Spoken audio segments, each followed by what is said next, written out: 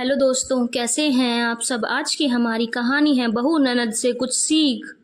बहू अपनी ननद पूजा से कुछ सीख। दो बच्चे होने के बावजूद भी देख कैसे उसने अपना पूरा घर में संभाल रखा है, और इतना काम करने के बावजूद भी देख उसका रहन सहन कितने अच्छे से रहती है। ससुराल में हर कोई उसकी तारीफ करता है।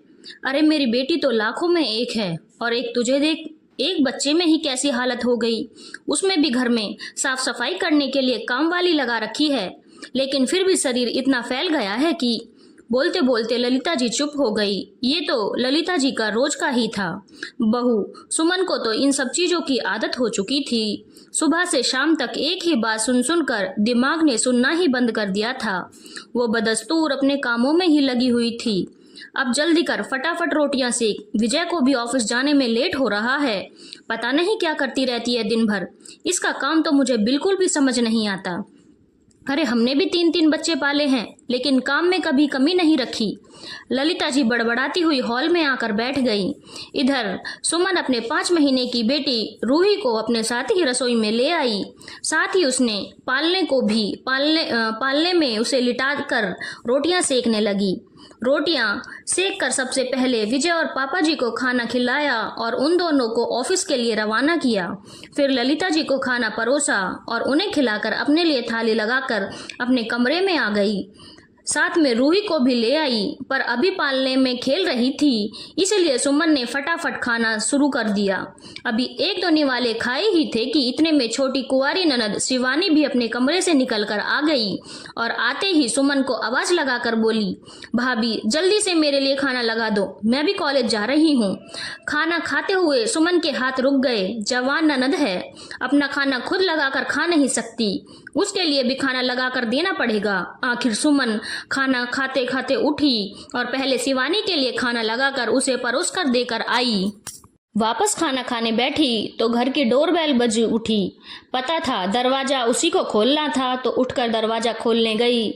दरवाजा खोला तो सामने काम करने वाली शांताबाई थी। शांताबाई घर में आते ही अपने काम पर लग गई। सुमन वापस अपने कमरे में गई और खाना खाने बैठ गई। इतने में ललिता जी आकर बोली, सुमन अभी तक खाना नहीं खाया तुमने? कितनी देर हो गई तुम्हें बैठे बैठे, धीरे धीरे समय वेस्ट करती रहती हो। मम्मी जी, वो मैं शिवानी के लिए खाना परोसने के लिए। अच्छा ठीक है, अब एक काम करो, खाना पीना खाकर तैयारी कर लेना, शाम को पूजा के घर जाना है। उसका देवर अच्छे नंबरों से पास हुआ है, इस कारण छोटी सी पार्टी रखी है उन्होंने। अभी अभी फोन आया था। और ढंग से तैयार हो जाना, और अब जल्दी बता दिया है, समय से तैयार हो जाना। वैसे भी तुम्हें धीरे धीरे काम करने की आदत है। रूही का कोई जरूरी सामान हो तो वो भी साथ में रख लेना, बाद में मत कहना कि मैं भूल गई। कहकर ललिता जी जिस गति से कमरे में आई थी उसी गति से वापस चली भी गई। खैर सुमन ने अपना खाना खाया और बर्तन रखने रसोई में गई। बर्तन साफ करने लगी थी कि इतने में रूही के रोने की आवाज आई। काम के बीच में छोड़कर ही पहले उसे संभालने के लिए आ गई। खैर पूरा दिन ऐसे ही निकल गया। सुमन फटाफट से सारे काम निपटा रही थी। आज वो अपनी सास को डांटने का कोई मौका नहीं देना चाहती थी, नहीं तो फिर ललिता जी का क्या भरोसा, वो कहीं भी शुरू हो जाती हैं। खैर शाम को सुमन अपना काम निपटा कर समय से तैयार होने के लिए अपने कमरे में जाने लगी तो ससुर जी ने आते ही एक कप चाय की डिमांड कर दी। तब विजय ने भी कहा, आरती चाय बना रही हो तो सबके लिए ही बना लो, वैसे भी सब बहुत थक गए हैं।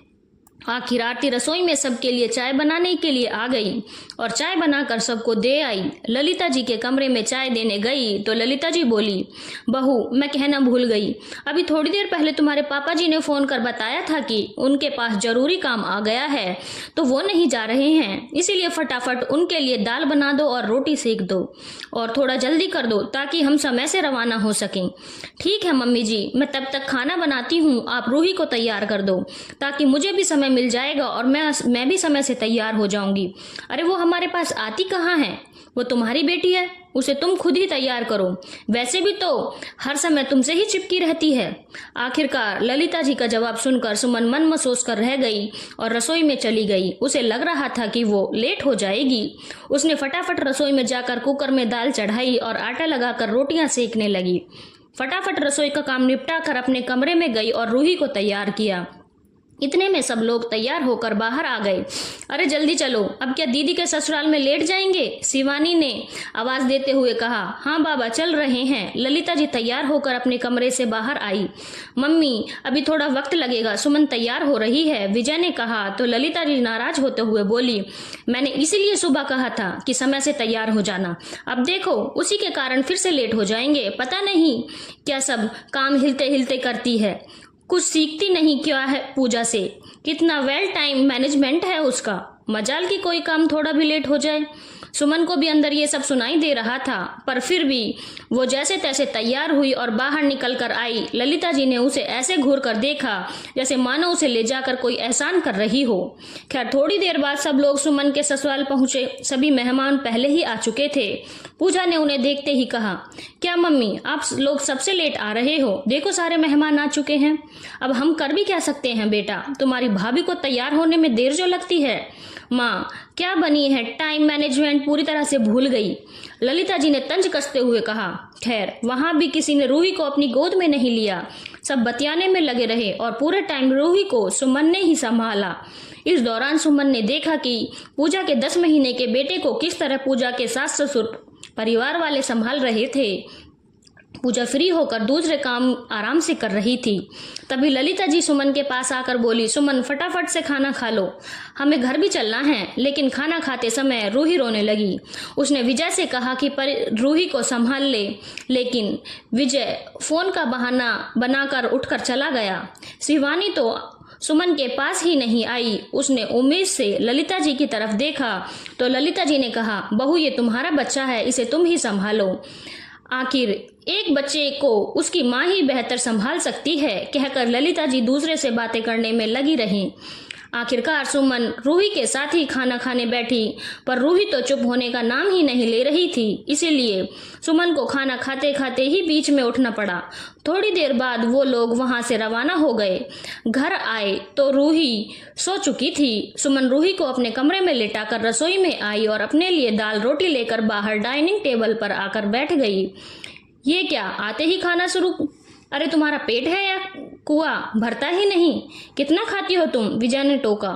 इसीलिए खाकर फैलती जा रही है। अरे थोड़ा अपने शरीर को भी ध्यान रख, अभी थोड़ी देर पहले ही तो खाना खाकर आई थी, ललिता जी ने कहा।